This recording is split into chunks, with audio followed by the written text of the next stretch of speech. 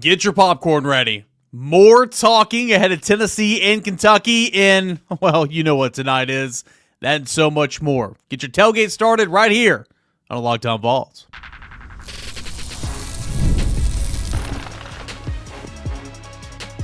You are Locked On Vols, your daily podcast on the Tennessee Volunteers. Part of the Locked On Podcast Network, your team every day. Good Friday morning, everybody. Welcome into it. Get your tailgate started for a Sweet 16 matchup tonight.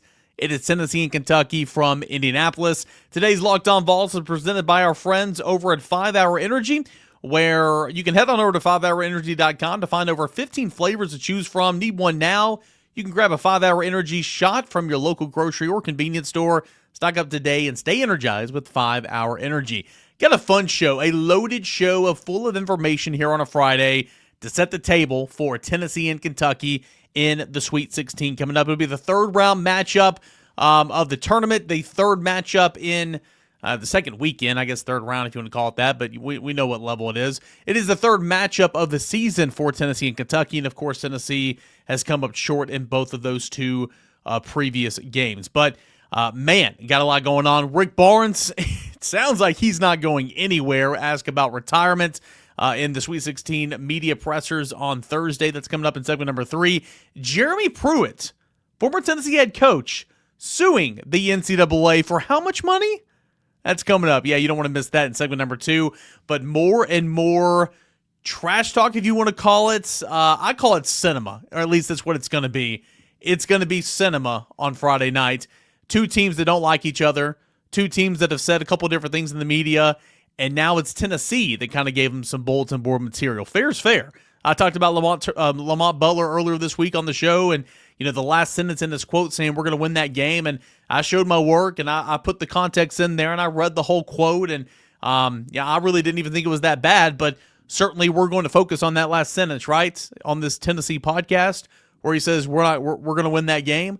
So fair is fair, and when a photo is circling around social media of one of Tennessee's star players posing in front of a Kentucky sign or logo, whatever it was, with a certain finger broached up, well, that is textbook bulletin board material. So fair's fair. We're going to cover it that way right here on this show. I love it. Give me the popcorn. I think this is going to be appointment television, obviously, but these are two teams that do not like each other, two teams who, regardless of a coach leaving last year, new coach coming in, and Mark Pope, NIL era, transfer portal era where there's different players in these teams, these are still teams that know a whole lot about each other and don't like each other. And you're meeting off in the Sweet 16. I mean, what more could you ask for? So we discussed the quote earlier this week from Lamont Butler, we're going to win that game. Okay. Well, as I mentioned, there is a photo circulating around social media right now. It was taken by Nashville photographer Aaron Powers. It was Zakai Ziegler standing in front of a Kentucky backdrop, and he was flipping off the Kentucky logo, essentially. This was after Tennessee's second-round win over UCLA, which, of course, was played in Rupp Arena, right? And so that's made its rounds. And if you're Rick Barnes, if you're Tennessee's brass, again, don't want to give bulletin board material because, of course, reporters, it's going to be a topic of conversation leading into the biggest game of the season, that being tonight in Indianapolis. Lamont Butler, let's start with him. He's the one that kind of started this and giving some bulletin board material a little bit. He said, quote, on the picture of Zakai Ziegler, "I've seen it. Just gives us a little bit more motivation. We're just trying to go out there and have some fun. We're not really too worried about it. We're just going out there to play," end quote. Again, I have no issue with anything Lamont Butler has said this week. Again, the quote in context, talking about how the schedule in this conference challenges them every single week and how they've gotten better. He did end it by saying we're going to win this game, and so we're going to take it and run with it. But overall, I have no issue with anything Lamont Butler has said this week, and I had no issue with that when being peppered with questions about the Zakai Ziegler photo. Now, Kentucky center Amari Williams was asked about it, and he says, quote, and here it is right here, quote, "It's cute when you got a team like that hadn't beaten us in how long? You're going to be mad about that. But we really don't care about that. They can do whatever. We'll be ready on the court. It's cute. Well, again, you have a Tennessee player, your rival, doing what they did. And so, I love this. I love this. A quote from Colin Chandler, who is a Kentucky freshman. He says, "We did see the picture. No comment. But yeah, we saw it. We're ready." Oh, man. What more motivation do you need to get psyched up and ready to roll? I mean, I think this is more for the fan bases and people like me. I don't think a picture, I don't think a comment's going to give either one of the teams any more motivation than they already had, but it's something you do remember, and for, say, if Kentucky wins this game, it's something everybody's going to circle back to, but if Tennessee wins this game, who cares, right? I mean, it's going to be a non-story. Kentucky, of course, beat Tennessee 78-73. The first matchup, that was on January the 28th. Ziegler did not have a very good game in that contest. 13 points, 5 of 18 from the field, 1 of 11 from behind the arc, and of course that was the game where Tennessee shot 45 three-pointers. Zakai Ziegler played much better in the second matchup against Kentucky on February the 11th. Tennessee fell 75-64 in the loss. That was at Rupp Arena, actually. And he had 17 points, 6 assists, 7 of 11 shooting from the game. So that was more like Zakai in that game. Kentucky, of course, has been battered and bruised, beat up a little bit all season long. Forward Andrew Carr limited profusely during those games. He's back. He's playing really, really good basketball. We know about Lamont Butler and how he's kind of been injury-prone throughout the season, but he's gutting it through right now. Tennessee, of course, plays a small rotation, has been out with has had JP Estrella out all season long, but these are two teams that are, ready to go. And I think you're to the point now to where the fan bases have done enough talking, the players have done enough talking. You go settle on the court. And Tennessee, of course, is still favored in this basketball game, 4.5 points by our friends over at FanDuel Sportsbook. So, the analytics, everything points to Tennessee winning. The ESPN matchup predictor points to Tennessee winning. Tennessee statistically is a better ball club. Tennessee's the best defense in the country, the number one perimeter defense. But all that stuff was true in the previous two matchups. And Tennessee just couldn't find a way to defend the arc, couldn't find a way to defend the three-point line, and that's where Tennessee struggled. Plus, Tennessee got out of being itself. Tennessee shot 45 three-pointers in that first game. That is not a winning formula for Rick Barnes and these Tennessee Volunteers. So I'm looking forward to seeing what the third iteration of this rivalry here in 2024-2025 looks like. But make no mistake about it, two teams that have talked a lot this week, two fan bases that have gotten after it. Zakai Ziegler's picture, again, won't have to wait long to back it up. Turning right around here and playing Kentucky tonight, so I'm intrigued to see how he goes about things, but he's fueled by that. So I'm ready to see what that's all about here tonight. But, boy, get your popcorn ready. Appointment television, it's going to be cinema. And this week building up, leading into the game, it has been fantastic. Can't wait to see what Tennessee and Kentucky look like here tonight in Sweet 16 action from Indianapolis in the house that Peyton Manning built. Okay, so what do we have coming up next? Well, let's shift gears for a moment. Jeremy Pruitt is suing the NCAA for how much money? I mean, he's not really wrong. I'll show my work when we continue here on the other side. This is Locked On Vols. We're all about the stats here on Locked On Vols because, well, the numbers don't lie. When it comes to the all-new Nissan Armada Pro 4X, the numbers are on an MVP level. With the ability to tow up to 8,500 pounds, it can quite literally carry the whole team, plus the gear, wherever you need to go. It's powered by a twin-turbo V6 engine delivering the strength and performance to handle highways, back roads, and everything in between. And with room for up to 8 people, the Armada Pro 4X is built for big crews, big adventures, and even bigger memories. Whether you're exploring off-road trails or rolling up to the arena, the Armada Pro 4X brings power, versatility, and style wherever you go. Take your adventures to new heights with the all-new Nissan Armada Pro 4X. Learn more at nissanusa.com. That is nissanusa.com. Also want to see about our friends over at FanDuel. You guys know it. March Madness is here. It is happening right now. And FanDuel is giving you the chance to get in on the action like never before. Right now, new customers can get $200 in bonus bets when your first $5 bet wins. That is $200 extra bucks to use on everything from buzzer beaters to Cinderella stories and even who's cutting down the nets. I've got my eye on a few underdogs this year, okay, as we advance on to the round that we're in, and FanDuel makes it easy to back them with spreads, totals, and game props.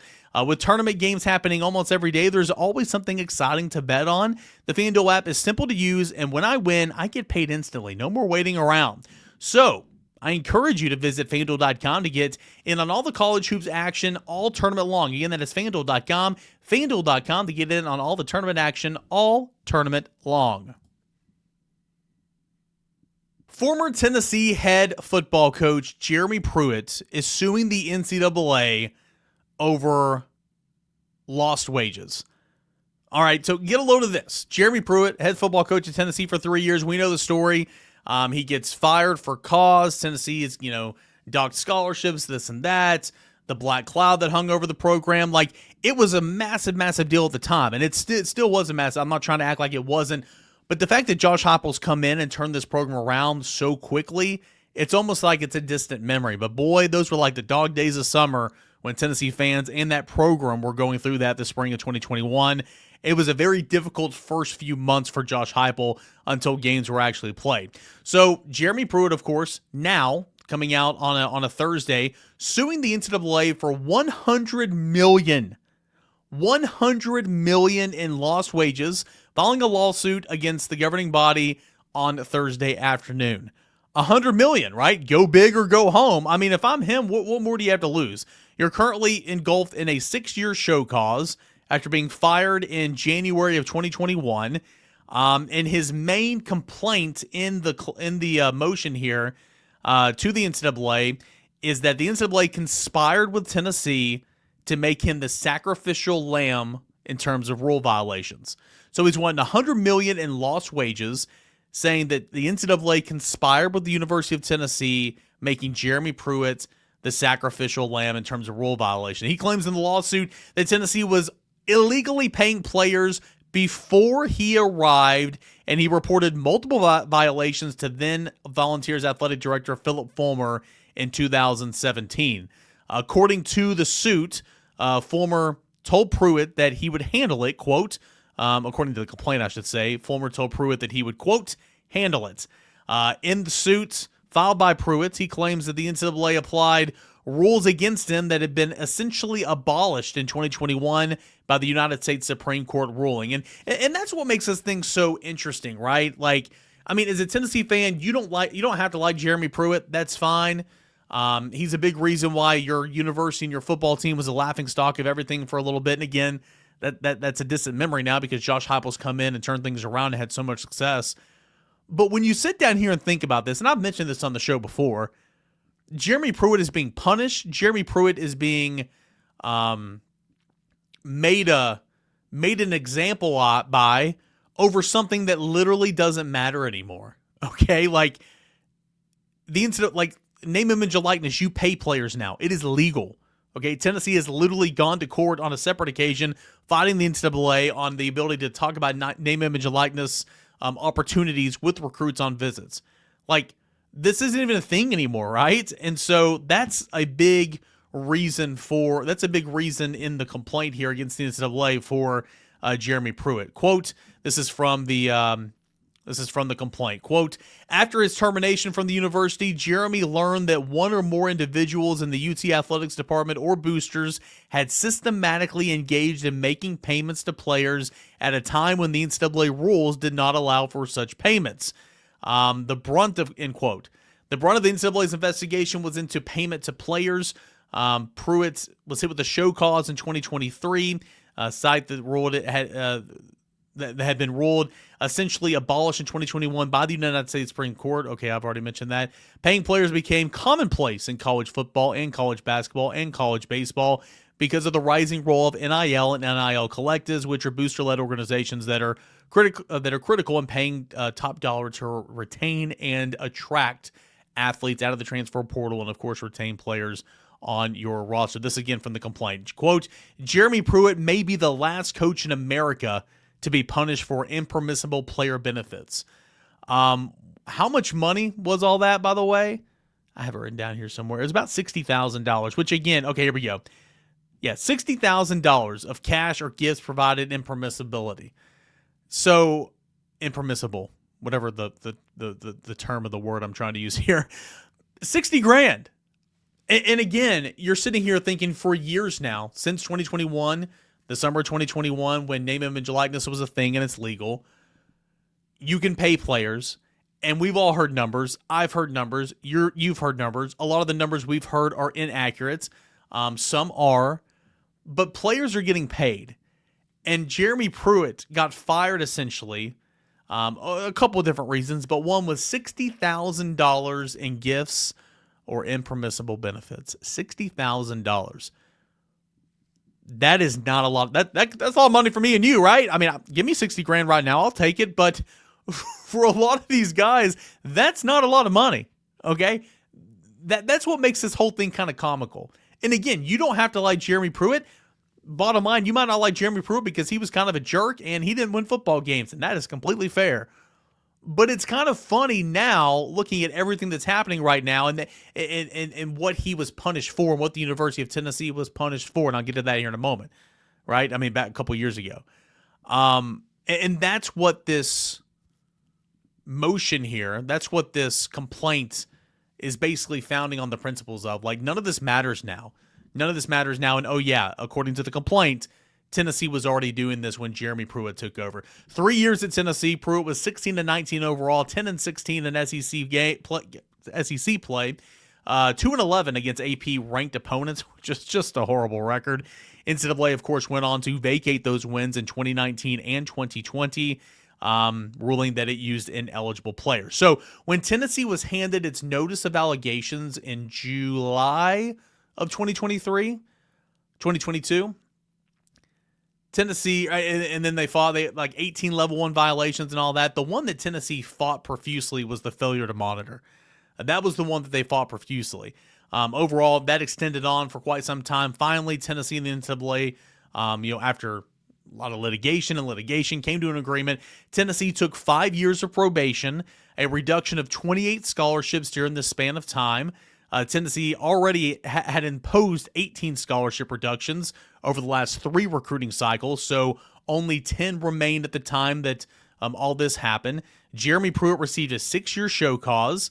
Tennessee was docked 36 official visits over the next 5 seasons. Again, a lot of these have already been taking place, okay? Tennessee was also fined $8 million. The notice of allegations, the program was charged with 18 level 1 infractions. Those infractions included almost $60,000 of cash or gifts provided to players and their families by Pruitt, his wife, numerous coaches, recruiting staff, and at least 1 booster. So Jeremy Pruitt is fighting back again to the NCAA, basically saying, "Hey, you gave me a 6-year show cause.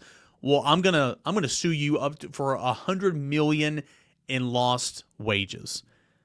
Go big or go home." There's some of this stuff that he's got a good basis in my opinion, but at the end of the day, and again, I'm no lawyer, I'm no member of the NCAA Governing Council or anything, I'm not a compliance guy. You broke the rules when the rules said this. Now that rule doesn't matter, but when you were here, you broke that said rule. Therefore, I don't know what you want me to do here. Sure, you can argue that it doesn't matter anymore, and as soon as you got fired a couple months later, they deemed NIL was available, it was legal, and all the stuff you were doing essentially would be legal a calendar year away from when you were doing it.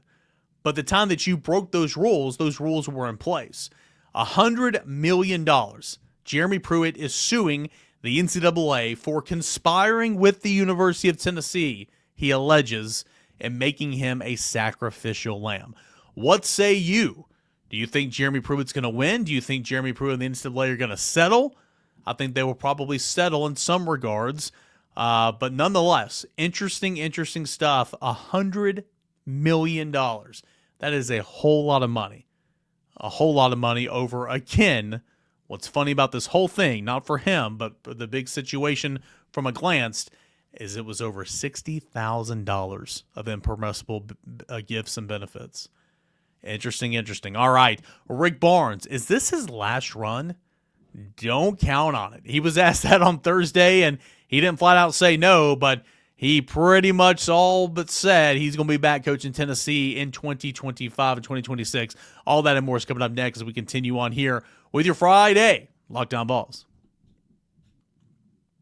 Hey guys, I want to tell you about our friends over at 5 Hour Energy. It's got your back. Extra sunshine right now means more time for fun, but sometimes you need a little power through. Whether you're staying up late watching the NCAA Tournament, squeezing in a round of golf after work, or just trying to keep up with your busy 5-day work week, 5 Hour Energy gives you that quick, refreshing pick-me-up whenever you need it.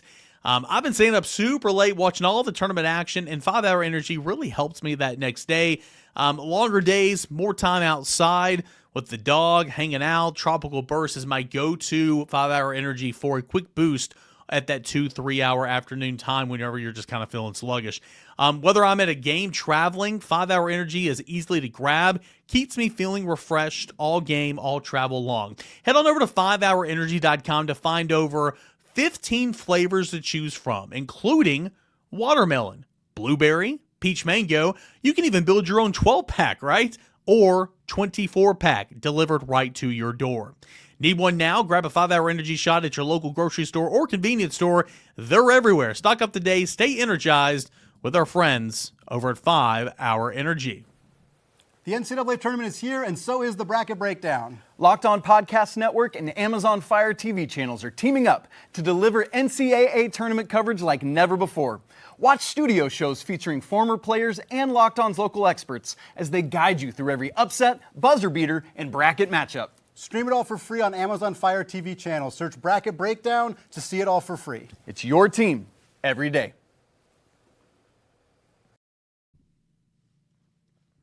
We're focused on tonight. We're focused on round 3, Tennessee, Kentucky. We're focused on the trash talk, the picture, what Lamont Butler said to the media, what Zakai Ziegler picture took, after the win over UCLA. We're focused on all that type of stuff that's going to make tonight just super, super exciting. But when you get to a big stage, regardless of the sport, it could be the College World Series in June, it could be SEC Media Days in the summer, it can be the NCAA basketball tournament, whatever. You get a large congregation of local and national media members together. Oftentimes, coaches are asked about things that don't necessarily matter, like right here in the moment, things they don't really want to be talking about, but it might be the only time or one of the few times throughout the year that said reporter can ask that said question to that said coach. So, Rick Barnes was asked about retirement on Thursday. Obviously, Rick Barnes is no spring chicken. Obviously, Rick Barnes has been very accomplished in the game, and he's not going to be coaching for that much longer. But will Rick Barnes be coaching in 2025 to 2026 season? Well, according to Rick Barnes, yeah. I mean, he didn't come out and flat out say it, but he pretty much said it all but saying that, if that makes sense. Let's see here. Got a quote. Quote, I think God will make it perfectly clear when he wants me to step down and when my time will be up. But it's not now. If it is, I don't feel that. I love coaching basketball. I love being around it. We're already planning to have a team next year, and I fully plan on being a part of it, end quote. That was Rick Barnes on Thursday. So, hey, that's great, right? I mean, who's not having fun with 3 straight Sweet 16 appearances? Who's not having fun with potentially, fingers crossed, a second straight Elite 8 appearance? Who's not having fun being a top 10 basketball team all year long? Who's not having fun going to the SEC tournament championship game? Who's not having fun being ranked number 1 in certain metrics and analytics throughout the season? I know I am. This is a great run Tennessee basketball is on right now, and it's largely because of Rick Barnes. Again, quote, I think God will make it perfectly clear when he wants me to step down and when my time will be up, Barnes said on Thursday.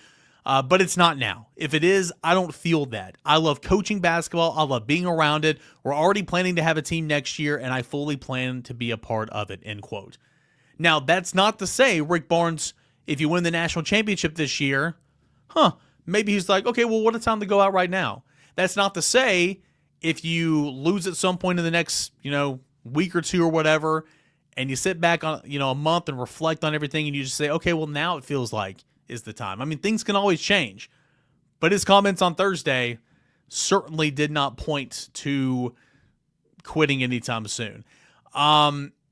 He did kind of know where all these rumors came from in terms of will Rick Barnes retire, not just because of his age, but he knows exactly when and why a bunch of these rumors are swirling right now.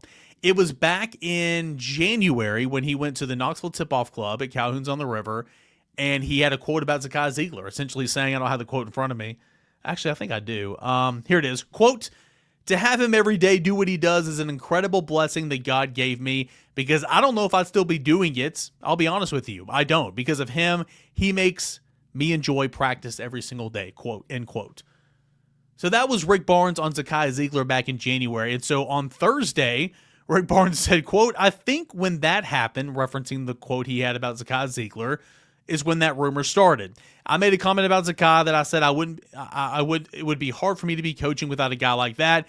I meant that. But I could have also said that about my first point guard at George Mason 30-some years ago, Amp Davis. I love coaching him too. And I think after that, people thought, because I'm a young guy now, and I haven't seen the video, but reading that, I'm sure he was smiling, because I'm a young guy now, that it might be my last year. But the fact is, I put it all in God's hands. I know because he'll make it clear to me. He hasn't made it clear to me yet. When somebody asked him, has he been thinking about it? He said, nope, I haven't even thought about it. End quote. Well, that's awesome. That is fantastic for Tennessee and for Rick Barnes. And look at all that he's accomplished here at Tennessee, okay? Third straight Sweet 16 appearance. Third straight, that's a program record.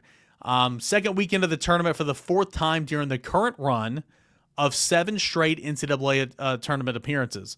That's another program record.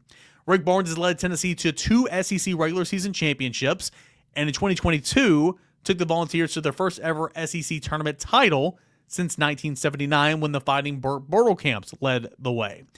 Barnes is also responsible for 6 of Tennessee's 9 wins. Let me start that over. Barnes is also responsible for 6 of Tennessee's 9 seasons with 25 or more wins, including 4 straight. That's something I don't think we're paying attention to enough. I meant to mention this on the show last week when it happened. Barnes is responsible for 6 of Tennessee's 9 seasons of 25 wins or more, including 4 straight. That's incredible.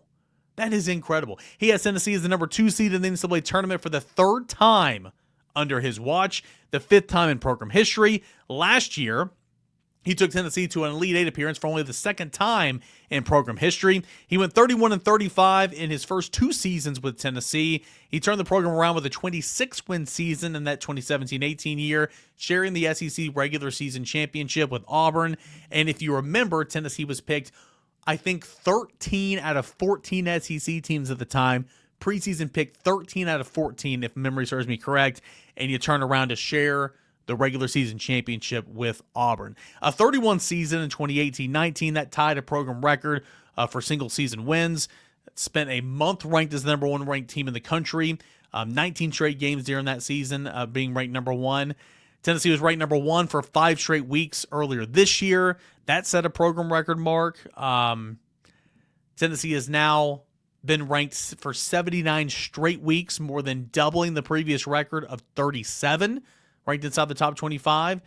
And oh yeah, he has an all-time coaching record now at this current standing at the time of this recording at 835 wins to 422 losses in 38 seasons. At Tennessee, at the time of this recording, he has 231 wins, 108 losses in 10 seasons, and it definitely feels like he's going to be adding on to those totals because it sounds like he's going to be coaching an 11th season at Tennessee. And a lot of people are wondering, well, is the all-time Tennessee wins record important to him? Is the all-time being the winningest coach in Tennessee basketball history important to him? It's something I think at a point in time he would reflect on fondly. But if you ask Rick Barnes right now, I can almost guarantee you that he has no clue how many wins he's had at Tennessee. He has no clue who's the leader and how far behind he is. But here on Locked On Vols, we can tell you, Ray Mears, all-time winningest head coach at Tennessee. 278 wins to 112 losses. Don DeVoe is second, 204 wins to 137 losses. And Rick Barnes currently is, Rick Barnes is second. Whoops, I wrote those down wrong. Rick Barnes is second behind Ray Mears. 231 wins, 108 losses to Mears 270 wins to 112 losses. And in third is Don DeVoe, 204 wins to 137 losses. So good news, right? And again, I don't want to speak for him, but I also try to I want to emphasize what he means here. He said several times, it's all in God's hands. It's all in God's timing. He'll let me know. So just because right now, he's essentially saying right now, he fully anticipates being Tennessee's coach next year. He's got plans. He's doing this. He's doing that. Maybe he wakes up in June and says, hey, maybe this isn't for me anymore. That can always happen. But certainly sign me up for another year of Rick Barnes, because shows like this, a run like this, it's a whole lot of fun. And it will be even more fun if Tennessee wins tonight against Kentucky in Indianapolis, with Peyton Manning's statue parked right outside to punch its ticket to its second straight Elite Eight appearance, 4th overall in program history, 3rd overall in program history. Will that happen? We will see. Time will tell. We'll have some type of mini podcast late tonight, early Saturday morning, recapping all that was Tennessee and Kentucky round 3, Sweet 16 action in the NCAA tournament. Appreciate you guys for being here. Fun show. A lot of information thrown out at you, but want to be entertaining here. Also want to learn here on Locked On Vols. At least I do. I don't know about you, but anyway, fun show. Appreciate all the guests this week. And if you're going to the game tonight, enjoy yourself, have fun, stay safe. If you're watching at home like me, hey, we'll talk about it. We'll recap it all. We'll hang out after the game right here on Locked On Vols. Appreciate you guys.